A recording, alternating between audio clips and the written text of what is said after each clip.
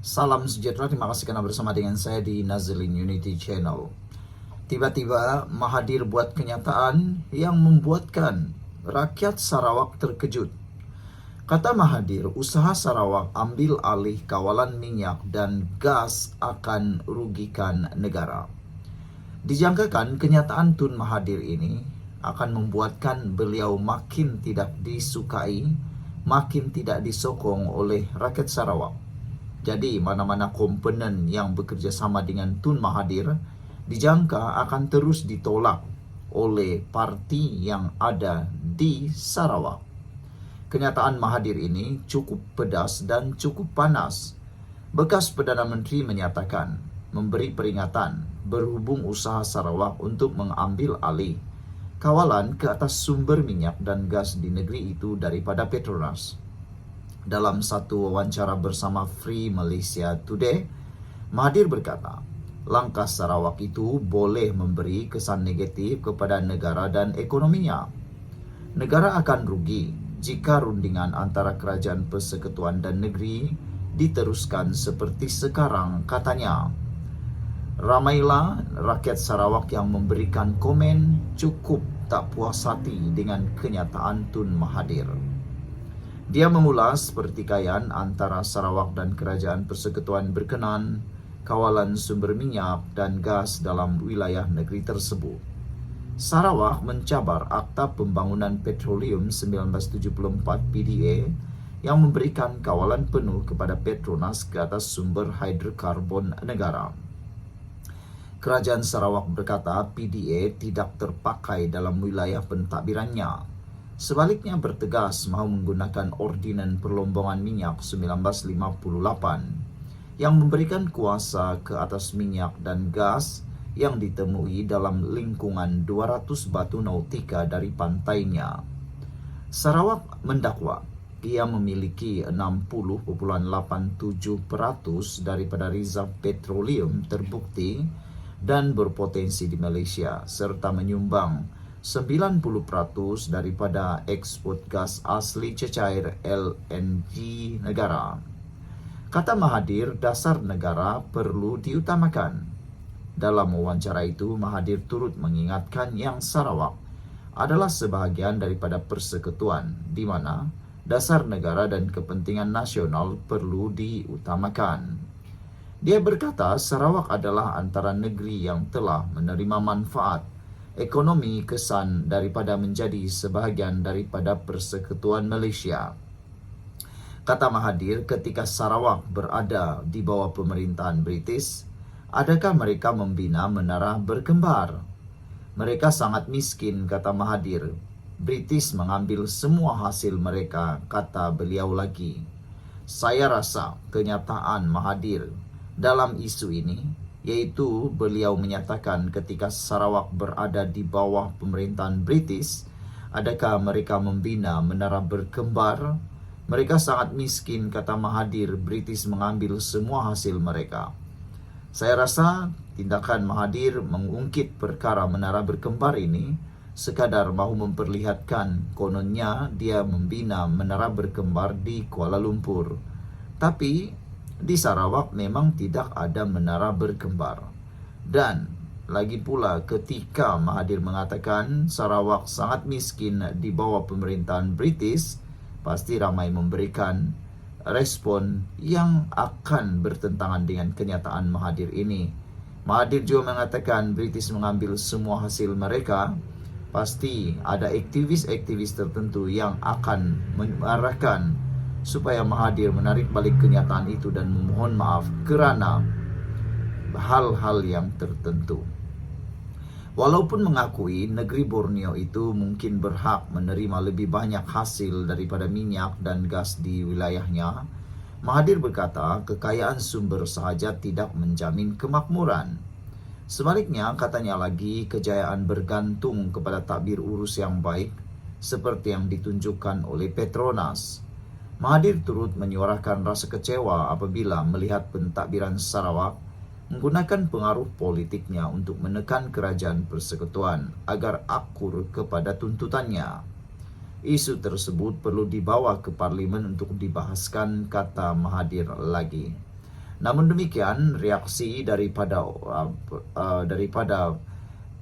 para netizen menyatakan bahwa sudah waktunya Sabah dan Sarawak menggunakan pengaruh politik untuk menuntut hak mereka. Apa pula pendapat Anda semua? Sekian untuk kali ini, jangan lupa tinggalkan komen Anda. Salam sejahtera. Adakah kerana kesombongan Akmal Saleh akan membawa kepada keruntuhan, akan membawa kepada perpecahan kerajaan perpaduan madani di Persekutuan? Ramai yang menjangkakan bahawa mungkin kerana keceluparan, kadang-kadang celuparnya Akmal Saleh berkaitan dengan pendirian beliau, berkaitan dengan strategi politik yang ada sekarang, khususnya melibatkan Pakatan Harapan Barisan Nasional, akan boleh memacu kepada satu percikan api yang boleh membakar kerjasama antara Pakatan Harapan dan Barisan Nasional di Persekutuan. Harus diingat bila-bila masa saja. Politik Malaysia boleh berubah dan perpaduan di peringkat Persekutuan pun mungkin akan berubah. Siapa yang akan rugi, siapa yang akan untung? Yang paling rugi ialah UMNO itu sendiri. UMNO harus ingat, mereka tidak lagi terlalu kuat seperti dahulu kala. Bila waktu saja UMNO boleh jatuh semula, boleh runtuh semula. Diramalkan oleh para penganalisis politik, UMNO perlu masa sekurang-kurangnya 1 penggal lagi untuk pulih. Tapi ketakzuban pemimpin seperti Akmal Saleh dalam menyatakan pendapat, dalam menyatakan pandangan, dalam menyatakan pendiriannya, seakan-akan dia lupa UMNO ini dalam proses pemulihan. Akmal Saleh harus berdiri di kedudukan yang realiti. Baru-baru ini kenyataan Akmal Saleh berkaitan dengan pembahagian kerusi 14-14 di Melaka amatlah dilihat sebagai satu tindakan yang sombong. Exco Pemuda Amanah menganggapnya satu tindakan yang harus ditarik balik oleh Akmal Saleh kerana itu tindakan yang sombong dan boleh mempengaruhi apa yang sedang dibina di peringkat Persekutuan. Terkini, seorang lagi pemimpin daripada PKR membidas kenyataan Akmal Saleh. Beliau menyatakan jika guna formula Akmal Saleh, Barisan Nasional tak layak dapat kerusi di Selangor dan Pulau Pinang. Jadi dengan itu, bukankah ini akan merugikan Parti Barisan Nasional sendiri? Pemuda PKR AMK membidas Ketua Pemuda UMNO Akmal Saleh yang mengatakan Barisan Nasional tidak akan menyerahkan mana-mana kerusi yang dimenangi kepada Pakatan Harapan bagi menghadapi pilihan raya negeri Melaka akan datang. Pengarah komunikasi AMK Haziq Azfar berkata, jika formula Akmal Saleh dijadikan asas rundingan, BN tidak layak mendapat kerusi dengan bilangan 3 kali ganda lebih banyak pada PRN Selangor berbanding keputusan BN di Dewan Undangan Negeri Pilihan Raya Umum ke-14. Lebih parah lagi, BN mungkin tidak layak menerima walau 1 kerusi pun dalam agihan PRN Selangor dan Pulau Pinang yang lalu, memandangkan tiada kerusi dimenangi mereka dalam kerusi parlimen pada PRU 15 di negeri-negeri tersebut. Jika mahu dinilai dengan prestasi pilihan raya terkini, sekiranya formula Akmal Saleh digunakan pakai. Beliau juga berkata, kenyataan Akmal Saleh juga mencerminkan keengganan untuk mengambil kira prestasi semasa, termasuk keputusan pilihan raya selepas PRN Melaka, kekuatan jentera, penerimaan rakyat setempat, serta potensi kemenangan dalam menentukan agihan kerusi.